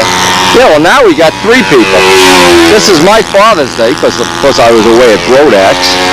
My Father's Day, her birthday, and somebody else's birthday too. One of the other Stacy friend birthdays. So we're really saving. You know the money we save? This is our trip to big money. This was a diner coffee for $1. It's smaller than the senior citizens McDonald's coffee. I saw a thing I may get. 99 cents. It plugs into your cigarette lighter and it makes a cup of coffee for campers. When you go camping, Yeah. it only makes 1 cup. Now you have to keep plugging it in. You know, I like about 10 cups a day. That's what they should have gotten me for my birthday. It was like a coffee machine you could leave at the field. And it runs on radiated water, doesn't it? Yeah. You don't need water either. Ah, it didn't stretch his 4-leaf out. Brian Manow. When Mike and I got the van stuck in the mud over at my rental property, Brian came with a big chain and a strap and everything. And his little Volkswagen. Yeah, he did a great job. We call him the rescue man. Out of that little car. And stunt loose, Mike, that you sat on your carbon fiber tank and squashed it. Oh, I love the Cardinal. I don't know which one I like better. They both look good. You're a Cardinal man, there's no doubt about it. You fly good. The window, and he just gently says to his girlfriend, now just hold this here while I go get the screw gun. So now we're telling stories, and Robert says he dropped one out the window. You didn't go out the window with it, though, did you, Robert? If I held on to it, Maybe you should put a safety thong on the air conditioner and put it around your neck when you're putting one on. Ah! I was going out with it. Oh yeah, hey, been there. Left the ground. Oh man. You don't want to let go of the air conditioner. Then you realize that. Hey, how are the fish doing? Good. Fish doing good? Good. Can you give me one that was pregnant? Or you don't? Oh, they're all pregnant. I don't give away fish unless they are pregnant. Who would keep the females? You'd give the males away. Have any? You'll have babies. They have babies. They'll have baby. Believe me, fish are. There's no waiting. They're like tribbles. There's no birth control there. No, there's no system. They just, hi, are you a boy? Yeah, I'm a girl. Boom, and you got baby fish. Well, I thought one. You wish it was that easy for people, you know? I thought one of them that you gave me was kind of. Yeah. You got. I try to get a female and a male, so you'd have a pair. They're doing good. Yeah, you can. If you have a problem, I got more fish. I got another round of babies in the pond right now. Yeah. Now here's the skinny. Tom has said after ED and that Brodax, or assistant ED, you will not see me this weekend. I'm gonna spend time with my grandchildren. No, they left for home at 7 o'clock this morning. Okay. Hey, you know what? I asked. Governor called. My sentence was commuted, Wow. and you guys are now stuck with. Tom, I gotta tell you, I'm not flying today, so I got clean clothes on because I'm going to a party. But I gotta tell you the two funniest things on the Brodax tapes. You eating pizza without being known you on camera. And Paul Winter in the Stearman going, oh no, let me out. He was begging. You do is just take a piece of this tubing. We'll figure a way to get it inside the body. I'm trying to think. You can cut a hole here. This is hollow, right? We could run the tube inside the body. We could have done that when we built the plant. I didn't even think about it. Make this longer. Make this an inch longer for now. Just put a... Yeah, that's one way of doing it. On a Typhoon, mine is like, I don't get any oil on it, but this is longer. It's about an inch longer. On a Typhoon? Yeah, you can look at how well, make it out of rubber. Just put the rubber there. For now. Yeah, because that's the only place you get oil, right? You're not getting it all over the... Yeah, actually it comes along over here too. Well, because when you're choking it and everything, sure, you always get some on a muffler. You can't stop. Just wipe it off at the end of the day. Yeah, we could look at that. How about this piece here? I got it by the house. We could glue that. You don't need to adjust this now. It's running good, right? Yeah. Once it's running good, glue that piece on. Just glue it right on. You don't need it. You know. All right. You all set? Okay, Mike Cooper's been having a terrible time with the setup that he has here is a rear exhaust with a muffler, and it's very inconsistent, but we don't know what it is. So what he's done over the past week is open up the muffler. That seemed to help. He's tried a variety of props, none of which solved the problem. Randy has given him a couple things to try, but we're all still, Tom's working on it. As a team, we're all trying to figure out what could possibly make it a little bit more consistent. It just seems halfway through a flight, it just goes crazy. Now, my feeling is that I gave him a tank this morning, a tank that had been in a plane. It's been in Straga, which we're not flying right now, for hundreds and hundreds of flights. So we know it's a proven entity. It's not an experimental thing. But when you have a problem like this, one of the ways to go about solving it is just start replacing parts one by one. That sounds like it's pretty good now. But you don't want to replace a tank with a new tank. You want a tank that's been in a plane and you know is a consistent runner.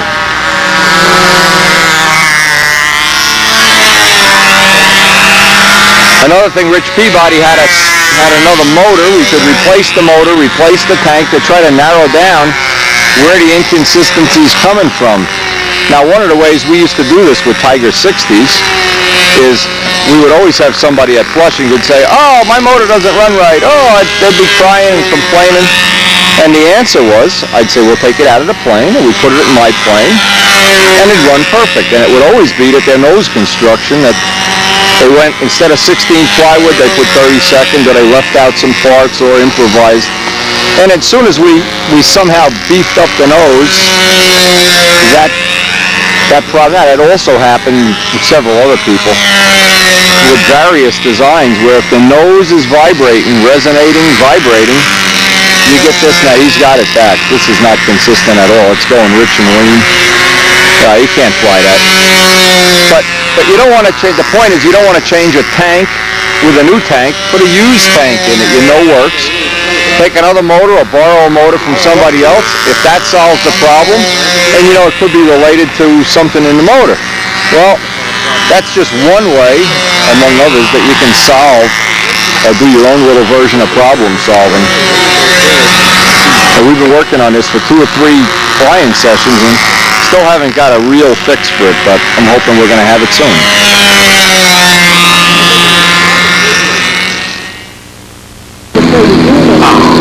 You sissy! Start it like a man!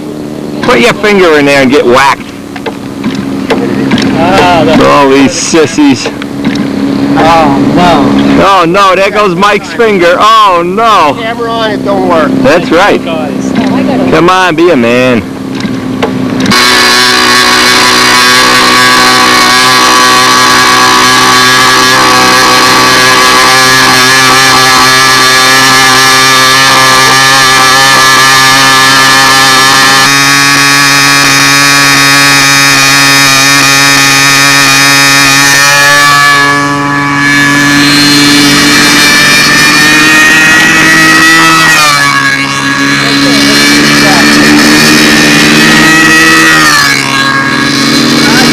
For anybody that doesn't really remember, Mike built this plane 3 years ago.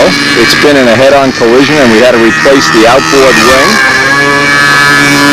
It's also been, he had a broken line, if I remember right, it was a line, and had to replace the whole wing. I don't know.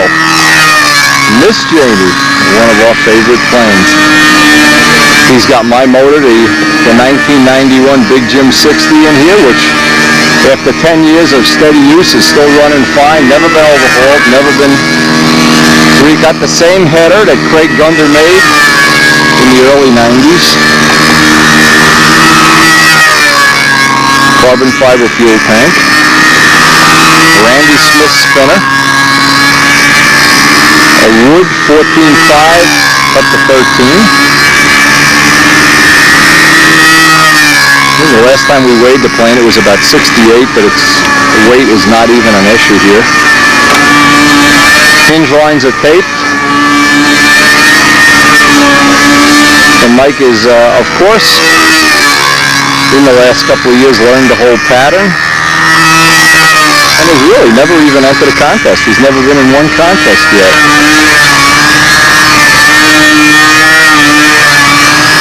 But it just shows you what having some good basic equipment that doesn't give you a lot of problems can do for you.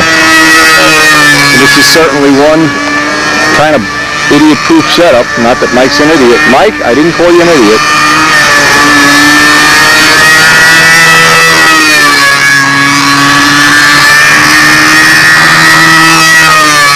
Now Mike got, it is a funny side story. Mike got from the place he works, he got one of these big giant screen TVs for nothing. And we're going to take it down to Carlos Serra's electronics shop and see if he can get it working. But I wake up the other day, I go out by my motorcycle. I was going to take a motorcycle ride. And this TV is blocking a motorcycle in. So I thought, oh, no big deal. I'll move it. Well, it's so heavy, believe me, I didn't want to take a chance on dropping it or something. So meanwhile, I get juiced out of a motorcycle ride on a beautiful day. And I know for sure Mike's going to have to come over and help me load this. It's not, these big TVs are heavy, man.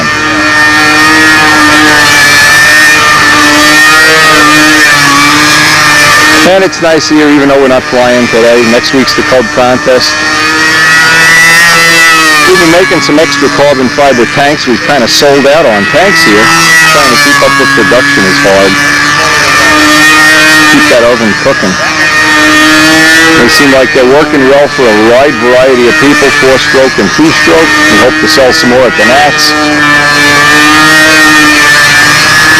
And this week we'll try to get a couple of dedicated practice days in, get Miss Ashley out here and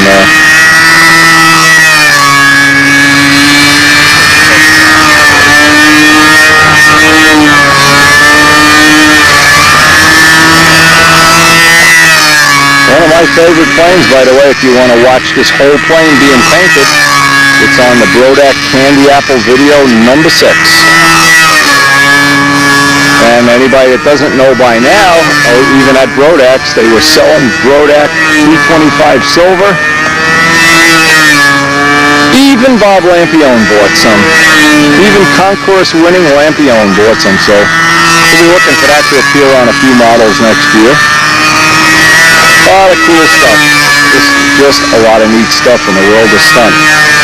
All happening. 4-cycle, 2-cycle, pipe, muffled. It's a wonderful time to be a stunt flyer. Wonderful time to have a birthday party.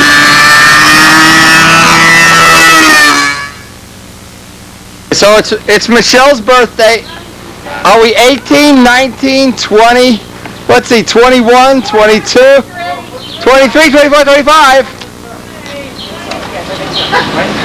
Michelle's a little bashful. What do we got cooking here, cook boy? Nothing's cooking anymore. Your girlfriend's bashful. She doesn't want to be on camera. I can't believe that. Picture 5, you know. Oh, 2-5, 2-5. Oh. You know. But we got really good guys. It's a major objective. Yeah.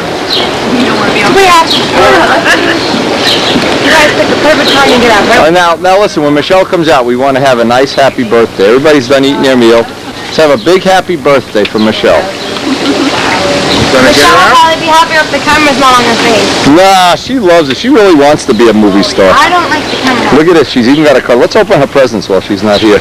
She ran up the stairs. Michelle! I'm going to hide the camera in the tree or something. Michelle, you're 52. I'm 52 and a half. You know what? I think your parents said, you know what? My dad. Oh, I'm almost 30. I'm almost 30. He's like, Michelle, you're almost 50. Let's get her. Michelle, but you still look 18. So you're closer to 50 than you've ever been before. I'm sorry. All right, how about a few bars of 30. Happy birthday to you? What? What? I've been cut off. I know, just wait, because I want to get a camera. Aren't you going to play the guitar? Okay, we're going to have to retry this. Okay. It'll work. Hold on. Let's tune up the band. Give me a cookie. Look at these cookies. Da da da da da da da. Only on Windy Videos. And since you're part of our family as a Windy Videos regular, we have to introduce you to Michelle. Now officially 72, 43, 25. Oh my God! If I was 25 again. And know what you know now. Oh, I don't even want to know it. I just want to be 25. I want to know what I know now and be 25. No. Boy, would I. Happy birthday. Quiet! No candles. The candles haven't been lit yet. The candles haven't been lit yet. Wrong again. Oh, now they're blown out. They're not. Now we have to blow. Now we have to light them again. You know what? I go get a camera. So you have to wait, Wendy. You have to relight them anyway. Big one, though. I'm bored. Let's just eat the cake. Happy birthday to you. Happy birthday to you. Happy birthday, dear Michelle. And Wendy, happy birthday to you. Now blow out All right, blow out the candles. Blow out the candles. Hey! Out already. Wait. Hey! With a little from your wear. Now, where did you get this? Les is here from... I stayed at a motel over the weekend out at a shoot in Long Island, and they had done some renovation, new HVAC work, and they're throwing this stuff out by the roll. So I Oh, figured, it's real thin aluminum? What is it? seems to be real, fairly thin aluminum with this rather bulky. Can you peel the aluminum off? Oh, watch out, Chicky's on the floor. Get off! Hey! Get off the floor! Get! I'm not kidding. Yeah. I'm not kidding! Makes me crazy. I would say, Let's see what this now. We may find... I'll tell you one thing, you can use this if you can peel the aluminum off. No, you can't. Okay, so then... this is like a very rubbery glue, and it is bonded. He's on the floor again. Chicky, I'm not kidding! You're going to live with Doug Jett in 1 minute. And there's no air conditioning in Houston. They would die if there was no air conditioning in these. Now, Rich found some real thin aluminum, which I thought you could peel the insulation off to make the gasket for the header. I know, And that's it the wa- stuff that they... Did he give you some? Yeah, well, actually, when we were over, looking at his stucco, when it was first done, we saw it there, and I tore off a piece. All right, and that worked just perfect. This stuff is, that rubber ain't coming off there. Yeah, so you can't, you know what we could do with this? What? Here's what I had thought you could do. If you could rub this flat with a knife, Yeah. and then put rivet indentations in it, or you could make, in essence, a little mold for a dashboard. Then just pour some resin in, and you'd already have the instrument holes and... It's a thought. You know what I mean? I don't know. For sure, it's not going to kill anybody to have... Or, in this case, this pipe rubs on the wing. It gets clear. You could put a little aluminum in there. You're right. I got a piece of Teflon in there now. But I got to tell you something.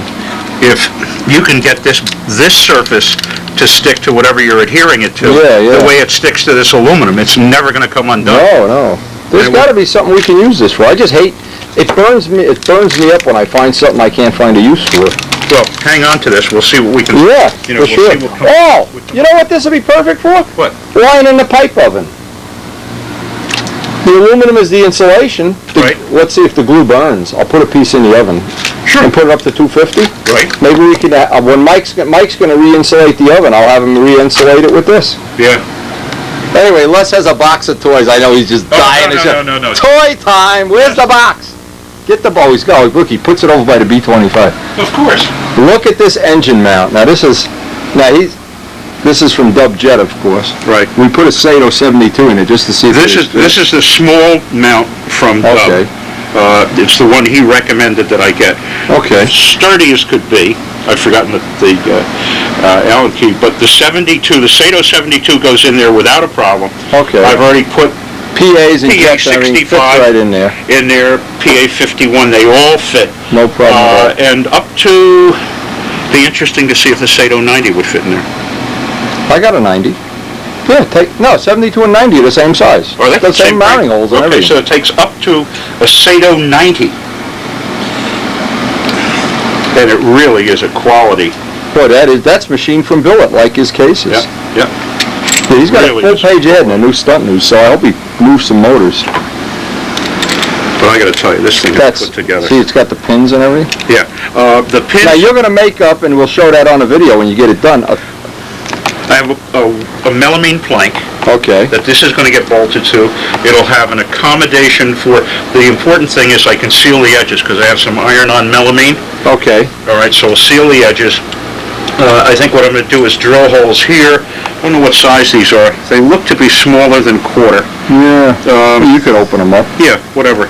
And put some blind mounting nuts under there, but we'll also have an accommodation for a tank with altered height and something to hold a pipe for when we break them up. Yeah, you need a little gizmo for the pipe. Right, yeah. Exactly. And you know what? When you get the tank, make it accommodate like a 32-ounce tank. Then you don't fill it when you're doing a 4-stroke or something. You don't have to fill it every 2 minutes. Right.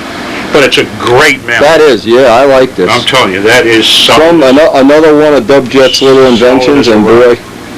So anybody out there wondering what Wendy needs for Christmas, this is it, baby. Well, you know, as bad as that mount I have is, it's all oil soaked and everything. Yeah. We've broken in 100, 150 motors on it, I'll bet. Well, I got to tell you, this ought to be able to break in every motor in the Northeast. Oh yeah. That is one dickens of a piece of equipment. I like it. We could break in. Well, another thing too, it's not only breaking in motors, is when you want to test things. Yeah. Having it on a real nice test stand is always a good idea. Sure. So what else is in the toy box? Anything? Oh, you just got motors, Randy motors. Finally sent some motors. Okay, cool. Say hallelujah. Cool. Well, it's better to have them sent late than not have them at all. Well, he still owes me two. Yeah, I got to break that motor in for a customer. Just put that, pack that away. Yeah, put the directions and everything. I got to take that to the field and break it. And you're familiar with these planes? Now this came from Alan Cargill. Yeah. Obviously a scale flyer. That's a cool looking cockpit on there, huh, Les? Oh yeah. Yeah. Now Les has some experience with this. What is it? You saw these in real life? I saw them in real life in Vietnam, and the variant that I saw most was Take one this top picture off. I want to see that bottom bit. We got some stuff in the mail today with cool stuff. We always full of cool toys, stuff, fiberglass wheel pants for First picture, Jose. the oblique from the front.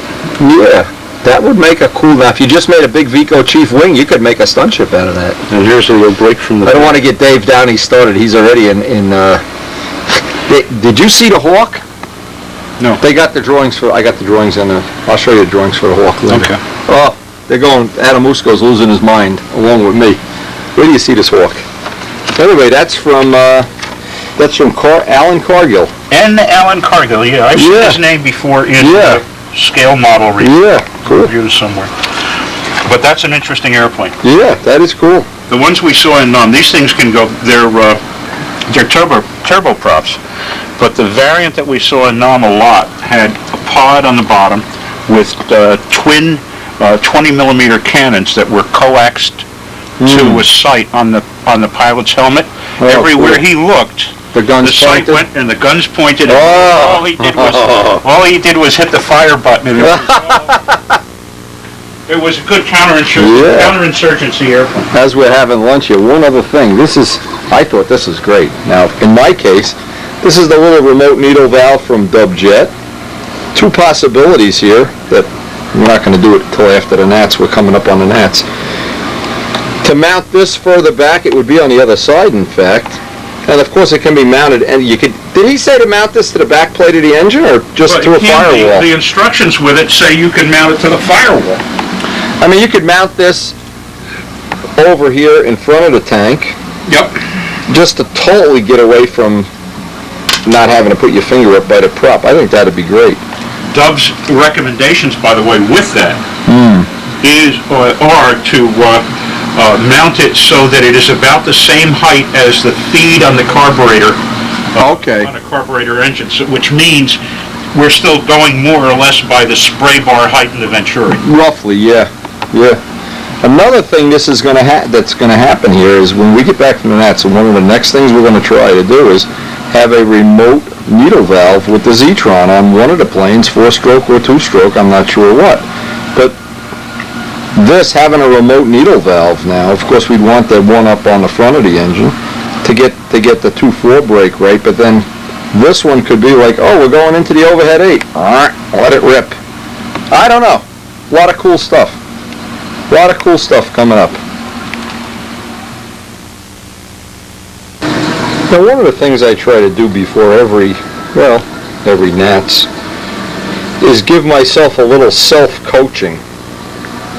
Now, in the real world, this is what happens in the real world. You have the top flyers, and here they are, and you can pick whoever you think the top guy is. And they usually have a choice of 2, 3, 4, or 5 people who are either qualified judges, coaches, or combination coaches and judges. Now, this is really great. I mean, there's only one problem. The people that have helped me, Sleepy Dawson, Ken Tyser, other people like that have spent time, really, they never get to coach and judge at the same time. See, so what we're at a little bit of a handicap, but not to worry. We always accept handicaps very well. So what we try to do is, I've tried to come up with over the years a system of coaching myself. Now again, because of not having that either person who would be available during the same hours and flight times that I am, I have come up with a system that I think helps me. It's certainly not as good as having somebody who is already a coach and already a judge and experienced and able to help you, but you always have to, it's like when you work in a machine shop, you got to know how to do jobs by yourself. You don't always have a helper. So anyway, I've come up with this system, and it's anybody that has a video camera or can borrow one, this is my system, and it seems to work relatively well for me.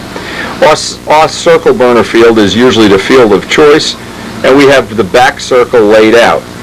So what I'll do is, now to position the camera, I always put some lawn chairs or an awning or something that I can see downwind. And that can be anything, really. A white lawn chair happens to be a good thing. I then start at what will be the middle of the circle and just roughly here walk off the 70 feet stop in a path of the plane, and walk off another 70 feet. And this is where I generally put the camera, or somewhere real close to that. Now, a lot of times I can't get the camera exactly where I want it, and I can only do this when I'm the only one on the field, because the way our field is laid out, we have another circle here, and usually there's guys flying, and maybe sometimes you want to put the camera here. Well, we know that isn't going to work. But if you get this distance and this distance almost equal, you'll probably have good success and be able to get some value from the video. Now, and if you're going to do this, you have to realize you do have some limitations. One of the things you absolutely, positively can get with 1,000% accuracy is lap times. And that's really significant. That's something, because you can check if you're prone to check your flight times upright and inverted, you can get them perfectly equal. Well, you can time 1 lap, you can time 3 laps, you can time whole sets of maneuvers, but you are going to have no distortion with lap times. Now, that's not true with all maneuver shapes. With some maneuver shapes, because you're flying in a semicircle, there is a distortion factor, but it's not really something you can't live with. As an example, on a square 8 will almost always look a little distorted. That maneuver, if you were to fly that maneuver, it might appear right, or if you flew some concoction of angles up and down to get them flat, well, let me show you how I determine whether I've got it close. You can't really you can do a lot of vertical things, and you can get the sizes if these two sizes are equal. But a lot of times these upper angles, top of the hourglass for instance, a lot of times this doesn't appear exactly as it does in real life. But you can always use the footage. The biggest thing you can get from a video is you can do for instance, horizontal 8, and see if the motor is braking here on one side of the maneuver and maybe here on the other side, so you can get the equal brake, assuming that's what you want. Or if you're looking for an asymmetrical brake, you can achieve it. A lot of times while you're flying a plane, it's hard to listen to the motor, do this, you're doing too many things. But in the comfort of your house, once you have something on video that you'd like to review, you can go get your lap times. You can take into account that some of the 45-degree angles will appear wrong, but you can basically get all the vertical legs right, and you certainly can fine-tune the motor run. A couple of different ways of doing this. What I did at one time is on the lens of the camera, I took 2 pieces I made like a gun sight, so that I would have some reference points. Well, I didn't know if that really worked the way I wanted it to. And then I tried another system, is I would play back the flight right at the field, sit there, and you can get a limited amount. If the wing over is crooked, you can see certain things. But what really is the best way to do it is shoot as much footage as you possibly can. By the way, another nice thing is you can now send that footage to Wendy, send it to Kent Tyser, send it to Ted Fancher. You can do whatever you want, because now somebody else is 1,000 miles away can help you very conveniently and be your semi-coach. So I take my TV screen, and I just happen to have in the shop a 32-inch television, and I put a piece of 1/8-inch tape down top to bottom, another piece where I think 45 degrees should be. And now as the plane is flying through the maneuvers, I can kind of look one over the top. Is the outside equal to the inside? Did the wing over go over straight? Are the squares bigger than the rounds, which is a very common thing? Is the point of the triangle way over the tape? Well, then I know I got to squash it down. Biggest help I've found is trying to get a 4-leaf clover that looks right, because typically it'll look like this, and you get kind of used to the idea of having these little baby tops on it. Well, this is helpful. And you'll probably invent other ways of doing this. Plus, you can coach yourself. Again, you can do it over and over. And then what I would do is I would make a list of things. Gee, I want to do that. I want to do that. I want to correct that. I want to make that bigger, that smaller, that.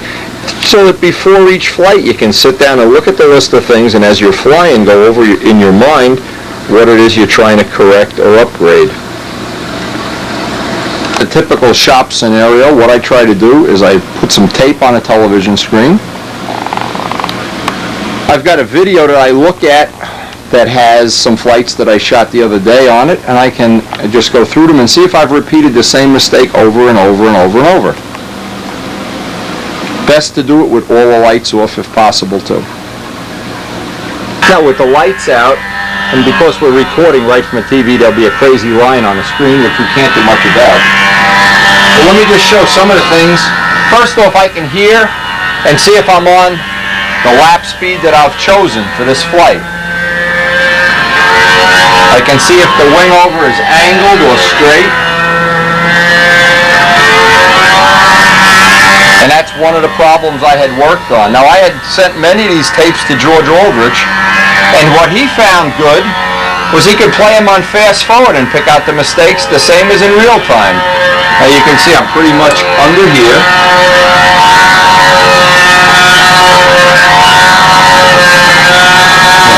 You know, that last thing, this flight was in dead air, if I remember it. The last one kind of went up and out of the way. So when the air is dead, that's difficult to control. So what you have to try to figure out is what can you control and what is just a factor of, well, the air is bad, or, you know, something that you can't control. The wind is blowing. Now, what's an important thing here is to see, are the outside rounds going to be the same height as the inside rounds? If one of them tends to get bigger, you can also pick up where the motor is braking here. Right about here is my motor brake at 10 o'clock. Okay, because of dead air, that's kind of flying away here. Now, are the squares going to be the same height? Typically, the squares will be a little bit bigger. Let's see. Not really. Now, see, it looks like this angles up. And it does. That's not a distortion. That's one of the things I've been working on, is having the plane not fly up in that corner. Outside squares, here the wind change. So now, here we have a problem with the wind change, and we really can't use this part of the flight. But I still would be able to hear the motor run and use it for other things the same. I can go back and forth, back and forth, back and forth, and do this over and over and over. Now we'll skip to the next flight because this is one of the flights where the wind changed 90 degrees in the middle of the flight. So notice, if you look at this real quick, I want to get some round loops here. You really can see things. Those are the squares. Whether you play it fast forward, back, or forward, it almost doesn't matter. You can see the shapes, and you can see if it's repeating in the same place. Another thing you can pick up, if you don't want to sit through video in real time, you can pick up the inside rounds here, and just what? Because we're on a fast forward mode. We're on a fast reverse mode here. I'm just going to fast forward to the next flight. But you can certainly pick up those heights, even in fast forward. You can pick up if the wing over is tracking straight or if it's off to an angle. Another thing, a lot of times when the wind is shifting and crazy, I'm moving the camera constantly. But in this case, I don't want to change the tape on the screen because I have flights from the other camera angle to look at too. Now here's the kind of thing I was practicing in this day, was to try to straighten out the wing over. That one looks, well, now see it flies off to this angle? Now, it's still flying off. And usually what happens in a case like that, it looks right to the pilot, but it's wrong.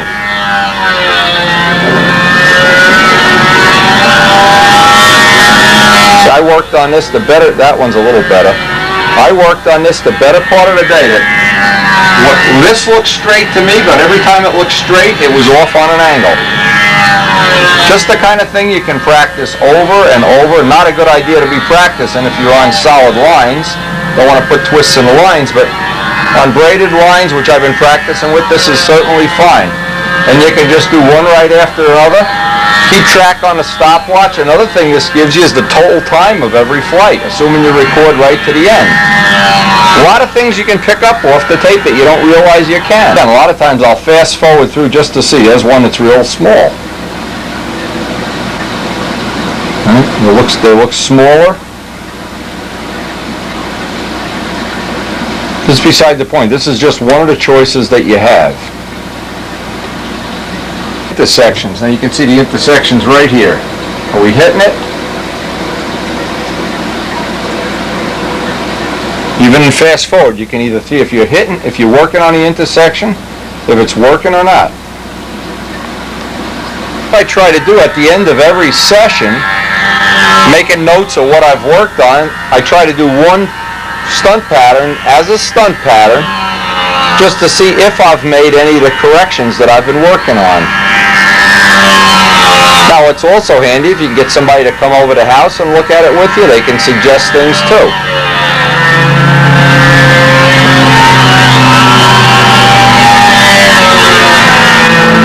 Now it looks like the wing over got marginally better.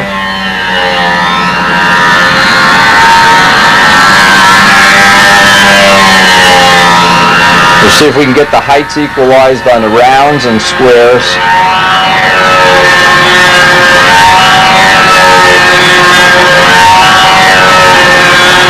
The plane hit its own air there, because this was a crazy day. The air was moving around, moving the camera. But I definitely have feedback that I can work with. But it's always good, I think, to finish off a practice session with a stunt pattern. If you've been practicing something, and then just try to blend it into the total package.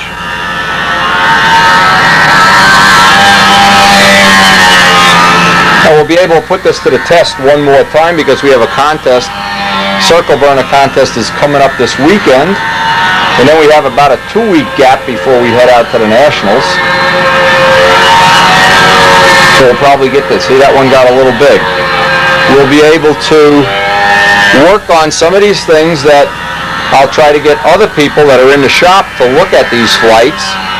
Now let's see if we fly up on an angle here. This is always better. Okay, so that looks like one correction. It's a lot better, in fact. That maybe that the time we spent working on this, that this angle here, even though that's one of the ones that can be distorted, that was a little bit better. Starting at the right height here, up. In dead air, it tends to fly away here. So I'm going to ignore that. Now I want to see the triangle point not go over that tape. That was another thing I was working on, is not getting a triangle bigger than the outside and inside squares.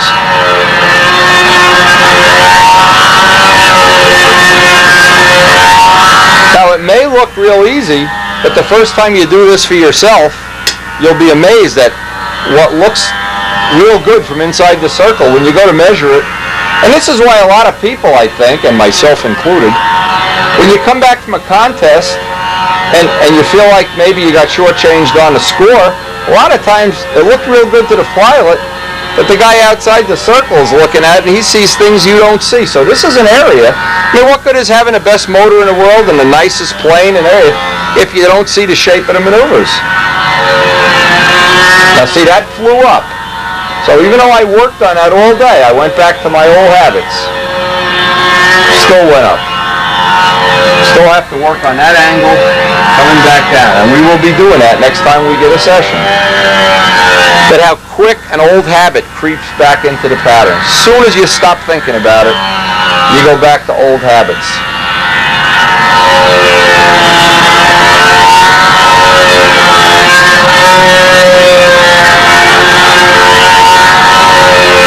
Intersection on that looked like we could be happy with that.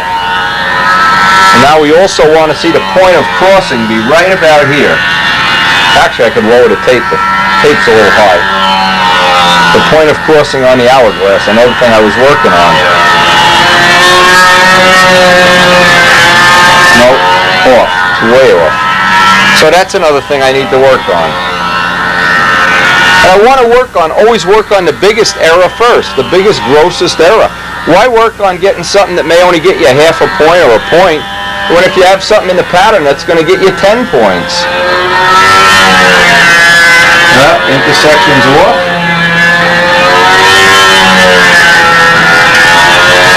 Missing the intersection.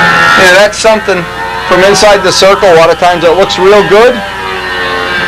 And this is one that makes you crazy. When you videotape this, you could do a winky dink with this and see just how bad it is. Now look how low that is. 38 degrees.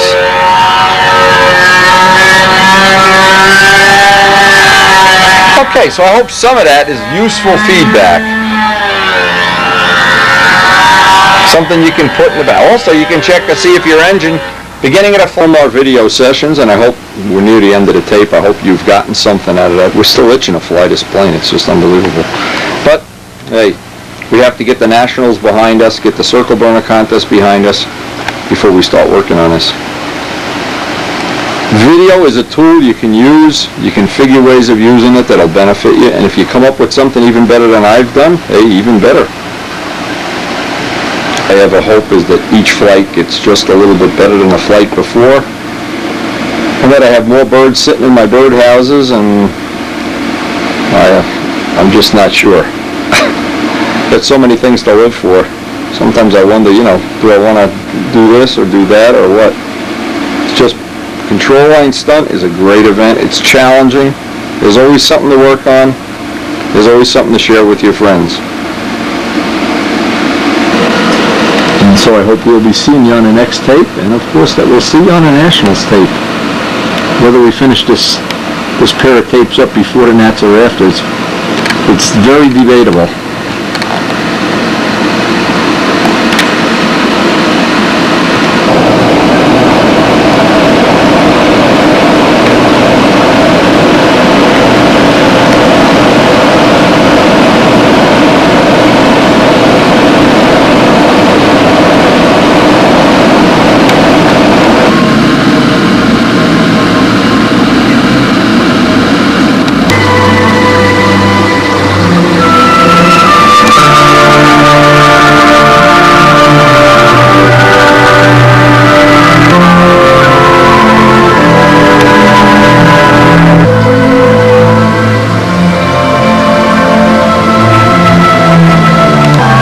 Just in case, they do a remake of American Gigolo, I still have this shirt.